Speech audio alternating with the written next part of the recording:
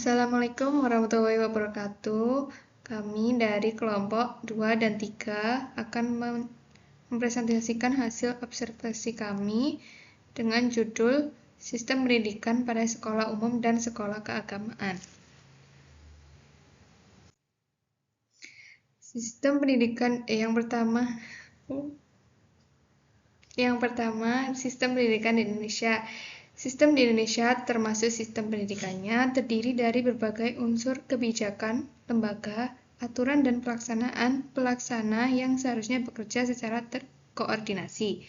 Namun, dalam praktiknya, sistem tersebut masih menghadapi ketidakseimbangan seperti koordinasi antar lembaga yang lemah dan kebijakan pusat yang tidak selalu sesuai dengan kondisi daerah. Sistem pendidikan Indonesia juga menghadapi tantangan serupa meskipun bertujuan mengembangkan pengetahuan, keterampilan, dan sikap peserta didik dan pelaksanaannya belum merata. Perbedaan kualitas antar wilayah, keterbatasan sarana, beban administratif guru, serta penekanan berlebihan pada nilai membuat tujuan ideal pendidikan belum sepenuhnya tercapai. Berbagai komponen pendidikan guru, peserta didik, kurikulum, fasilitas, dan kebijakan yang belum bekerja secara konsisten di semua daerah. Pemerintah terus melakukan perbaikan melalui akses pendidikan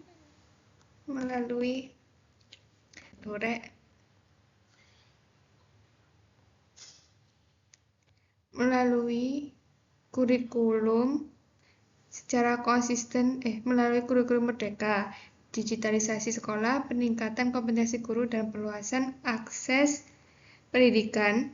Namun hasilnya masih dalam proses menuju pemerataan dan peningkatan kualitas secara menyeluruh.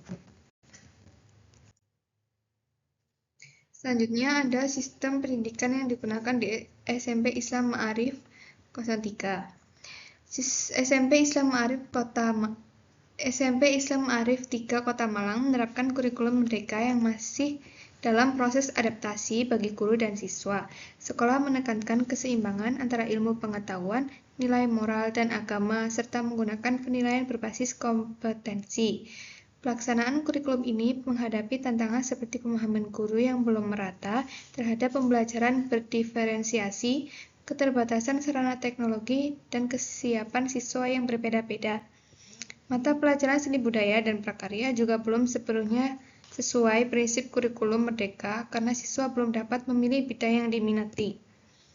Kurikulum merdeka menuntut pembelajaran berdiferensiasi sesuai latar belakang dan kemampuan siswa yang beragam. Namun, kebijakan kenaikan kelas tanpa pengecualian menjadi tantangan karena guru harus memastikan semua siswa mencapai kompetensi minimal. Secara keseluruhan, guru dituntut lebih adaptif, kreatif, dan responsif agar pembelajaran tetap efektif dan tidak mengabaikan siswa yang mengalami kesulitan.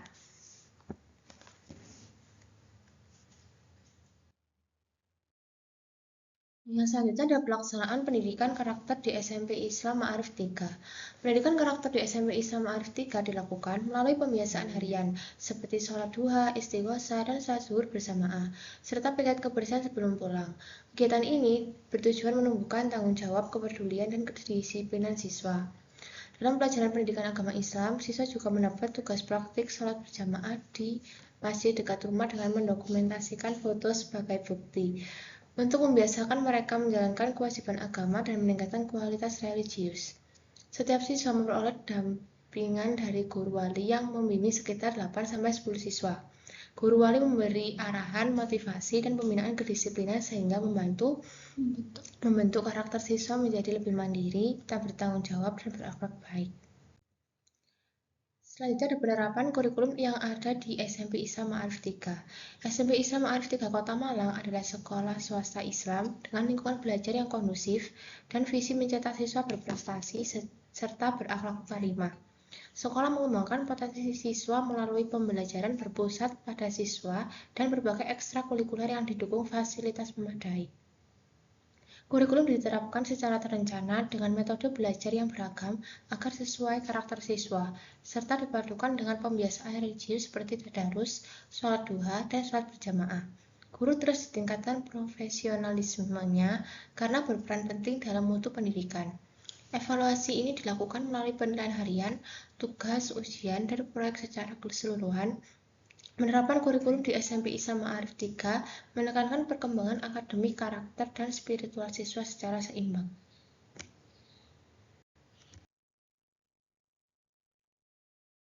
Selanjutnya, permasalahan dalam penerapan di SMP Islam Ma'arif 3.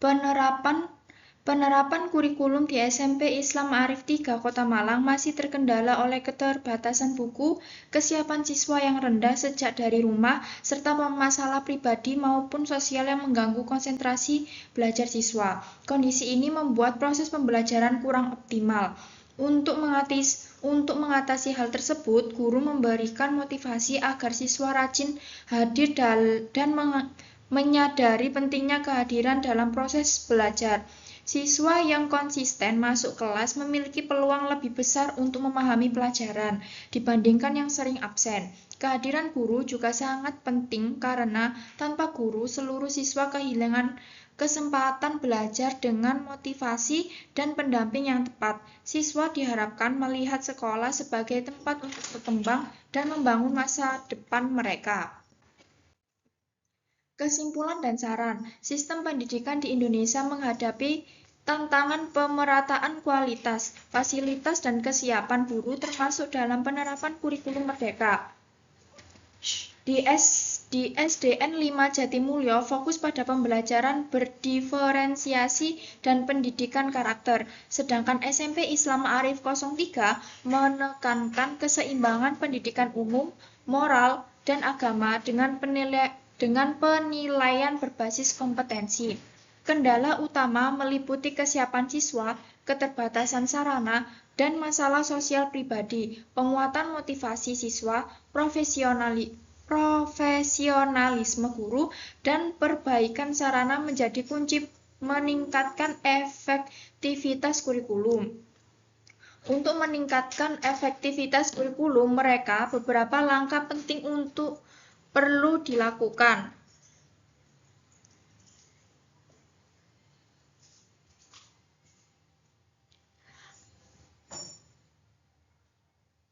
Pemerataan fasilitas pendidikan, pelatihan keberlanjutan bagi guru terkait pembelajaran berdiferensiasi dan asesmen autentik, serta kolaborasi antara guru, orang tua, dan pihak terkait untuk memantau perkembangan siswa. Selain itu, penyediaan modul alternatif, sumber belajar digital, dan peningkatan motivasi serta pendampingan siswa melalui pembinaan karakter, konseling, dan ekstrakurikuler juga diperlukan. Dengan langkah-langkah ini, kurikulum merdeka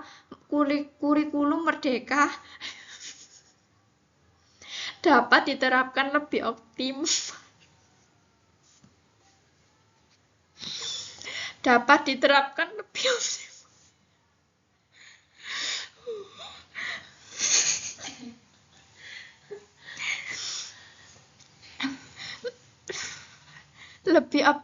Dan mendukung perkembangan potensi.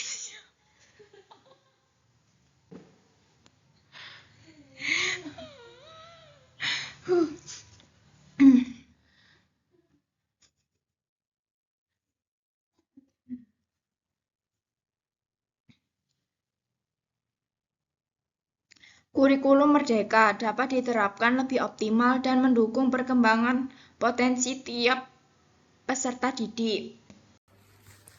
Baik, di sini saya akan menjelaskan mengenai sistem pendidikan yang ada di SDN 5 Jatimulyo.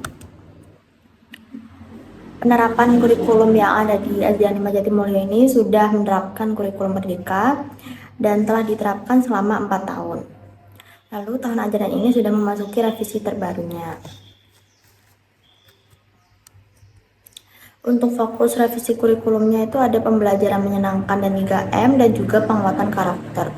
Untuk pembelajaran menyenangkan dan 3M itu tahun ajaran ini sudah memasuki revisi terbaru. Sekolah masih dalam adaptasi dengan revisi sebelumnya, lalu penyempurnaan terutama pada model pembelajarannya. Lalu untuk penguatan karakternya itu pengintegrasian dimensi profil lulusan atau DPL dan gotong royong, kerjasama, dan juga nilai-nilai karakter. Baik, di sini saya akan menjelaskan tentang perubahan mekanisme asesmen. Nah, pada kurikulum K13 atau kurikulum 13 itu penilaiannya lebih sederhana, pengetahuan, lalu keterampilan, lalu sikap, dan formatnya itu baku dan mudah diterapkan. Sedangkan kurikulum Merdeka itu penilaiannya tidak lagi per mata pelajaran secara umum, tapi per tujuan pembelajaran atau TP. Jadi, setiap TP harus ada bukti capaiannya. Yang menarik adalah asesmen formatif sekarang tidak wajib bentuk tertentu, lebih fleksibel, bahkan ujian akhir pun opsional. Next, ada otonomi sekolah dalam penilaian. Nah, sekarang sekolah punya otonomi atau kebebasan dalam menentukan sistem penilaian. Jadi, tidak lagi berseragam seperti dulu. Kalau kita lihat sumber nilai rapot sekarang, ada beberapa pilihan. Yang pertama, penilaian akhir, kedua penilaian sumatif per tujuan pembelajaran atau TP, dan yang ketiga UAS atau ujian akhir, dan itu juga jika diperlukan. Jadi ya itu tadi opsional. Sekarang kita masuk ke pembahasan tentang perubahan dalam menyelenggarakan ujian. Ini salah satu perubahan yang cukup signifikan dari kurikulum 13 ke kurikulum Merdeka. Kalau kita di sini lihat, ada perbedaan yang jelas antara K13 itu dengan kurikulum Merdeka. Pada kurikulum K13 itu sistemnya masih ujian serentak. Jadi semua sekolah itu ujiannya sama dengan soal-soal yang ada di sekolah yang lain seperti itu. Dan di kurikulum Merdeka itu berbeda dengan K13 ya.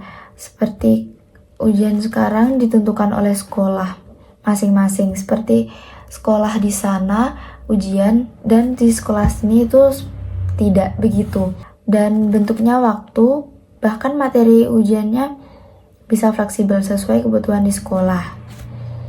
Di SD 5 Jatimulyo itu tetap UAS atau ujian akhir, tetapi UAS ini tujuannya untuk evaluasi kemampuan siswa, bukan untuk nilai rapot. Jadi nilai UAS tidak masuk ke dalam nilai raport. Jadi intinya sekolah sekarang punya kewenangan penuh dalam menentukan sistem ujian yang paling sesuai dengan kondisi dan kebutuhan siswa mereka. Saya akan menerangkan materi berikutnya, yaitu yang pertama pembelajaran berdiferensiasi, di mana pembelajaran berdiferensi ini menyesuaikan pembelajaran dengan kemampuan dan karakter siswa.